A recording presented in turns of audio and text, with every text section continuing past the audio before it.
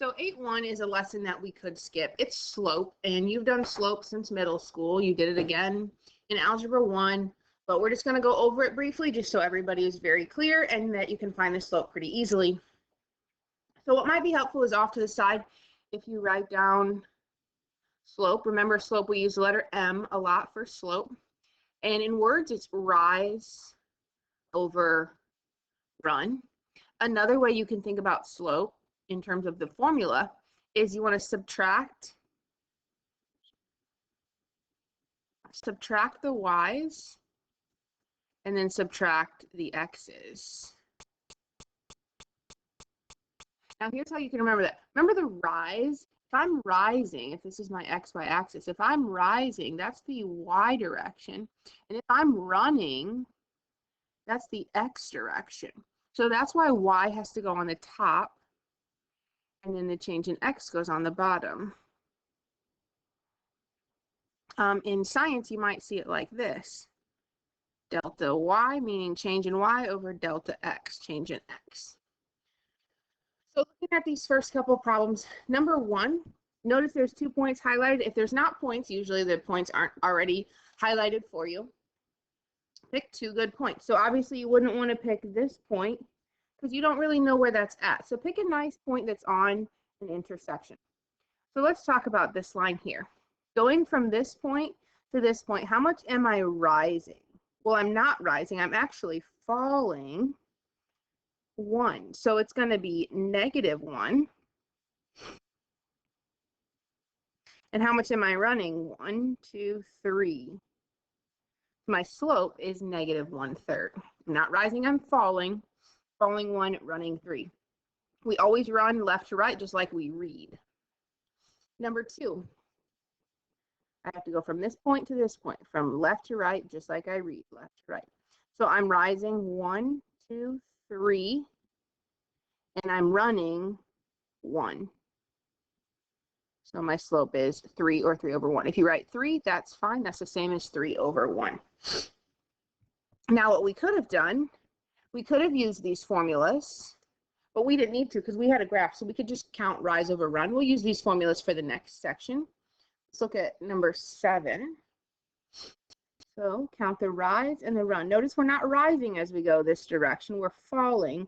1, 2, 3, 4, 5, 6. I fell 6. And I ran 2. You must simplify. Those can both be divided by 2. So you get -3. Number 8 here, I'm rising 1, 2, 3, 4, 5, 6, 7.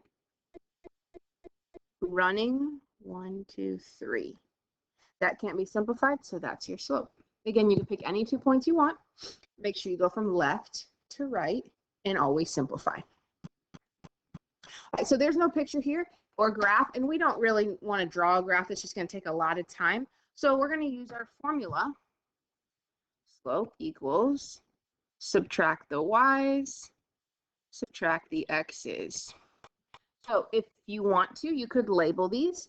Remember, points are always x, y, x, y. Since this is listed first, I'm just going to call this my first x and my first y, and I'll call this my second x and my second y. You do not have to label them, but if you're not great at slope, it might be helpful. Because now all I have to do is I have to match what this says. So it says, go find your y2 value. My y2 value is -10. Then it says subtract whatever your y1 value is. My first y1 value is -4. Notice I have 2 negatives there, one from the formula and one from y1. At the bottom, you're going to pick your x2 value, so -12, minus your x1 value, -20.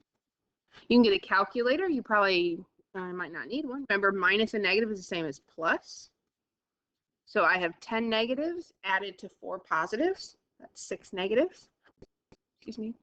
And in the denominator, you still have a minus negative there also. So now I have -12 plus 20, which is going to be 8. Those are both divisible by 2. Divide by 2. Divide by 2. You do have to show some work. I should see some work, maybe not every step. Okay, let's do the same thing for number 12. Let's label. This is X and Y. This is X and Y. We'll call this my first X. We'll call this my second X, my second Y. Okay, so again, follow the formula. Y2, which is -8, minus my Y1 value,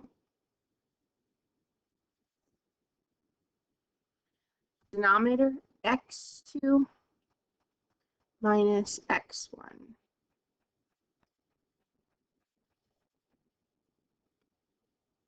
So this is going to be -8 plus 5 is -3. 0 plus 12 is 12. Those are both divisible by 3. Divide by 3, I get -1. Divide by 3, I get 4. My slope is -1/4. Okay, let's try number 15. This one I'm going to do it without labeling. You don't have to label it. Just pick your second Y value. This is the second Y that's listed, minus my first Y over my second X value over my first X value. Okay, let's simplify the top. Minus a negative is the same as plus. So that's going to end up being 5. Minus a negative is plus. Now, these all turned out to be plus, but they won't always. -18 plus 18 is 0. What is 5 divided by 0? Can we divide by 0?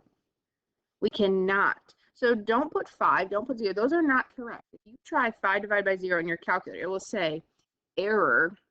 So the slope is undefined. You need to write undefined. That would look like this. This is positive slope. This is negative slope. This is 0 slope. And this is undefined.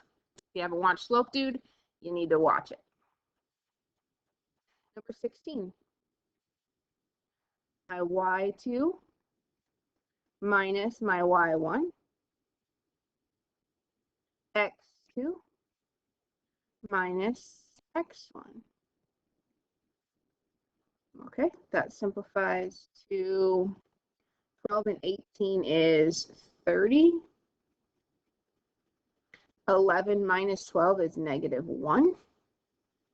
You do not have to simplify that, although this could also be written as -30. And this last section here, it says find the slope of each line. So most of these are written in what we call slope-intercept form. So whatever number is being multiplied by x in this form will be your slope. So in number 17, your slope is right here, -5. There's no work you have to do. It's not like you're given 2 points in calculating the slope. You're given an equation of a line in slope-intercept form. This will always be your slope. Your intercept is the constant term, the number that's not with x. So in number 18, your slope is right here with x, 1/3. Number 19, your slope, -1/5.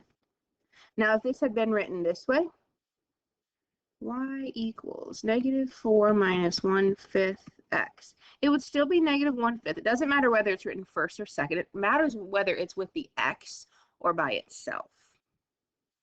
And finally, number 20, you'll notice is very different. Number 20 is not in slope-intercept form, so we can't use those rules.